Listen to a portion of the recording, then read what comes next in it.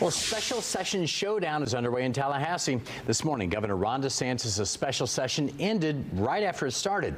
It was Republicans that did it, and then they called their own session. Let's get out to Fox 35's Hannah McKenzie. She is live tonight with the latest. So, Hannah, this is very unusual.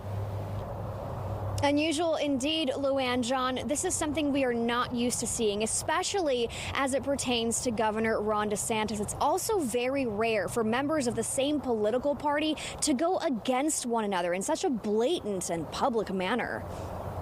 Florida lawmakers ignoring Governor Ron DeSantis' immigration reform policies and putting forth their own, a 75-page proposal titled the Tackling and Reforming Unlawful Migration Policy, or the Trump Act. That's a misnomer because President Trump's been very strong coming out of the gate on immigration enforcement. He wants to solve this problem once and for all.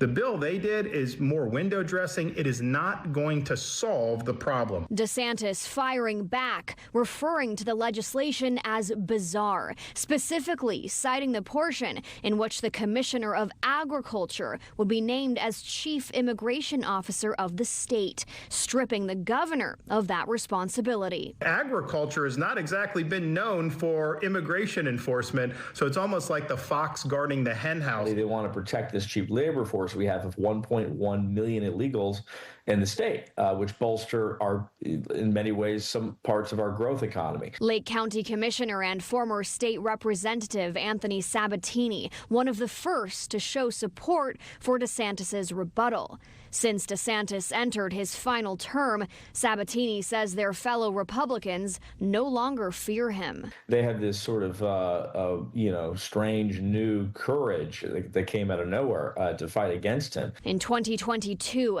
DeSantis won re-election in Florida by the largest margin in 40 years. But his unsuccessful bid for the White House may have loosened his grip of influence. And the governor's always said, here's what I want, and generally we've agreed and we've gone along with it.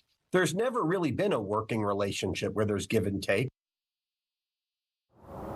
And tomorrow morning, Florida's House Speaker Danny Perez and Senate President Ben Albatrin will be hosting a press conference. We don't yet know what exactly they'll be discussing, but of course we will keep you updated. Live in Seminole County, Hannah McKenzie, Fox 35 News. Hannah, thank you. And